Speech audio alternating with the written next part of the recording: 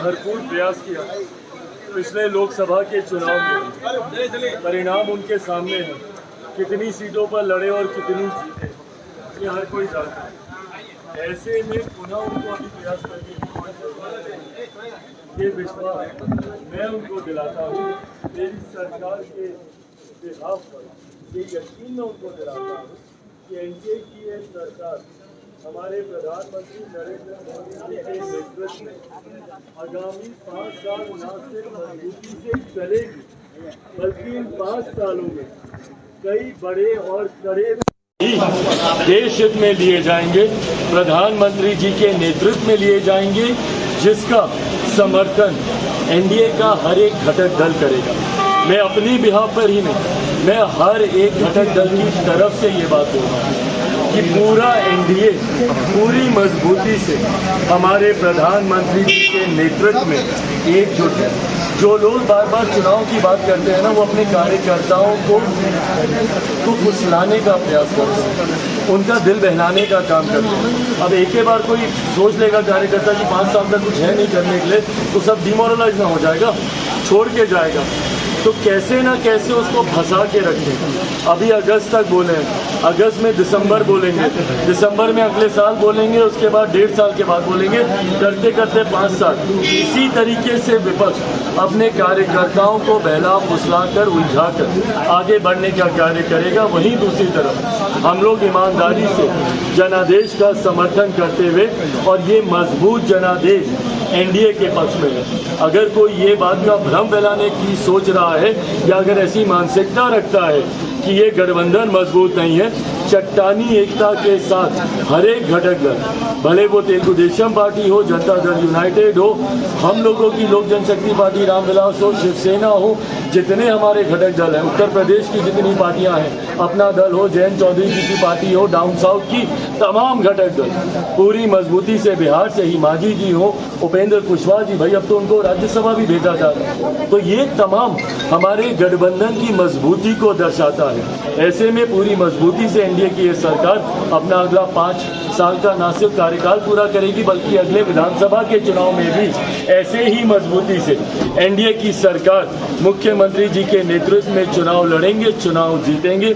और ये दोनों सरकार, डबल इंजन की सरकार मिलके बिहार को एक विकसित राज्य बनाएंगी और देश को विकसित देश बनाने के संकल्प में अपना योगदान हम लोग। तेजस्वी जी फिर से दौरा पर किया है कि अबकारी प्रधानमंत्री की संज्ञा दी है प्रधानमंत्री नरेंद्र मोदी को, और कुर्सीधारी सीएम कहा है, उसमें 41 अपराध की घटनाओं को उसका देखिए, इस तरीके की बातें करने का कोई मतलब नहीं है।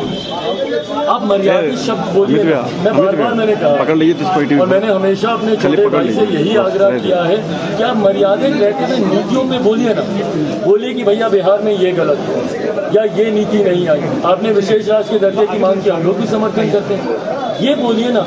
किसी के ऊपर ऐसे व्यक्तिगत टिप्पणी कर, भले वो प्रधानमंत्री का पद हो या मुख्यमंत्री का पद हो, आपको गलत दृष्टि में दिखाता है।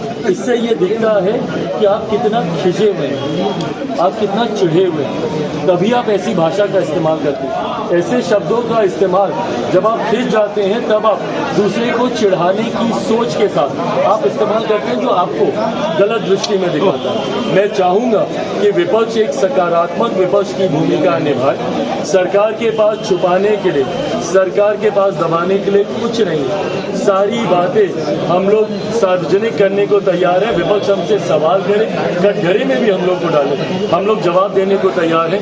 जहां हम लोग गलत होंगे विनम्रता से स्वीकार करेंगे, पर विपक्ष की ऐसी ओछी बातों को कतई मर्यादा में रहकर हम लोग स्वीकार नहीं करेंगे। तेजस्वी जी फिर से दौरा पर निकल रहे हैं। जी लोकसभा के चुनाव में आपने नारा दिया था 400 पार, इस बार बिहार विधानसभा का चुनाव 2025 में होने जा रहा है, 200 पार का नारा दे रहे हैं। भाई देखिए, मैं मानता हूँ 400 पार के नारे में कहाँ कमी रही, इस पे मंथन लगातार चल रहा है और कई जानकारियां आई भी हैं सामने। अब एलओपी का भाषण ही देख लीजिए, राहुल जी का जो भाषण सदन के पटल में उन्होंने रखा, जिस तरीके से चुनाव में झूठ बोलने का काम किया, वही झूठ उन्होंने सदन के पटल में ही बोलने का काम किया। कुछ राज्यों में संभवतः उनका झूठा नैरेटिव, विपक्ष का झूठा नैरेटिव, आरक्षण समाप्त हो जाएगा, संविधान खतरे में है, लोकतंत्र की हत्या हो जाएगी। भाई आज तो केंद्र में सरकार बन गई, अब अगले 5 साल विपक्ष इस बात का जवाब दे कि क्यों झूठ बोला इन्होंने। पुनः हमारे प्रधानमंत्री जी ने इस बात को स्पष्ट किया है कि देश चलेगा तो संविधान के आधार पर चलेगा। और आरक्षण, मैं पुनः इस बात को कहता हूं, हर मंच से मैंने कहा है कि दुनिया की, मैं देश तो भूल जाइए, दुनिया की कोई ताकत नहीं है जो आरक्षण को समाप्त कर सके। आरक्षण जैसे था वैसे ही चलेगा, बल्कि हमारी सरकार ने इसको और मजबूत करने का काम किया। गाहे बगाहे इस आरक्षण को हम लोगों ने मजबूत करने का काम किया, मेरे नेता ने मजबूत करने का काम किया। मंडल कमीशन को वीपी सिंह जी की सरकार में लागू कराकर, नरेंद्र मोदी जी की सरकार में ऊंची जाति से आने वाले गरीब वर्ग के लोगों के लिए 10% का आरक्षण लागू कराकर इस व्यवस्था को हम लोगों ने और मजबूत करने का काम किया, समावेश करने का हम लोगों ने इसमें काम किया। ऐसे में दुनिया की कोई ताकत नहीं है, पर जो लोग झूठ बोलते हैं और यही तथ्यात्मक गलत जानकारी एलओपी ने सदन के पटल में भी दी। रक्षा मंत्री जी ने पुनः उसको क्लैरिफाई किया। अग्निवीर के लोगों ने खुद, अधिकारियों ने खुद उसको क्लैरिफाई किया कि जो एलओपी ने बोला वो झूठ बोला, कि अग्निवीर को मुआवजा नहीं मिल रहा, शहीद नहीं हो रहे, ये तमाम बातें। जब आप सदन के पटल में जो विपक्ष झूठ बोल सकता है तो चुनाव में उन्होंने कैसे झूठ बोला होगा। और ये झूठी राजनीति करने की वजह से कुछ राज्यों में जहां पे इनका नैरेटिव चला, जो आपका सवाल था उसका जवाब हम लोग 400 पार के लक्ष्य से हम लोग चूक गए। पर हाँ, इन तमाम बातों पर अध्ययन करके इससे सीख लेकर अगले विधानसभा के चुनाव में से बिहार की बात नहीं कर रहा, विभिन्न और राज्यों में जो साल के अंत में जहाँ जहाँ पे भी चुनाव है, तमाम राज्यों के चुनाव के लिए एनडीए पूरी तरीके से तैयार है। और एक हर एक राज्य में तेजस्वी जी 2025 के लिए दौरा पर निकल रहे हैं, क्या कहना चाहते हैं? क्या इफेक्ट पड़ेगा 2025 के चुनाव पर तेजस्वी? वही इफेक्ट पड़ेगा जो पिछले सालों से पड़ रहा है। क्या इफेक्ट पड़ गया 2024 के लोकसभा चुनाव में? भाई इफेक्ट लोग जानते नहीं है कि आप कहते कि कुछ है और करते कुछ है। जब आप विपक्ष में रहेंगे तो आपको जनता याद आएगी, जब आप सत्ता में रहेंगे तो आपको गाड़ी का शीशा तक उतारना लोगों के लिए आप जरूरी नहीं समझेंगे, कहीं पे दौरा करना जरूरी नहीं समझेंगे, कहीं पे हत्या, कहीं पे घटना होगी तो आप जाना जरूरी नहीं समझेंगे। और ये वही विपक्ष है जो चिल्ला कर रोजगार की बात करता है कि रोजगार हमने दिया। जिस सरकार में रोजगार की उपलब्धियां गिनाते हैं, जब पुल गिरता है तो दोषारोपण दूसरे पे करते हैं। मतलब जो मीठा मीठा वो आपका और जो कड़वा है वो दूसरे का। ये किस तरीके की राजनीति है? भाई हम लोग तो नहीं आना ये बोलने कि किसकी सरकार में किसके मंत्री रहते हुए कितने पुलों का निर्माण हुआ। हम लोग तो विनम्रता से बोल रहे हैं कि भाई जहाँ गलती है दोषियों पे कार्रवाई होगी, सरकार की जिम्मेदारी है कार्रवाई करने की, हम लोग कार्रवाई करेंगे। बट ये जो सिलेक्टिव पॉलिटिक्स करते हैं ना ये लोग, आज यात्रा पे चल रहे हैं, क्यों? क्योंकि अगले साल चुनाव है।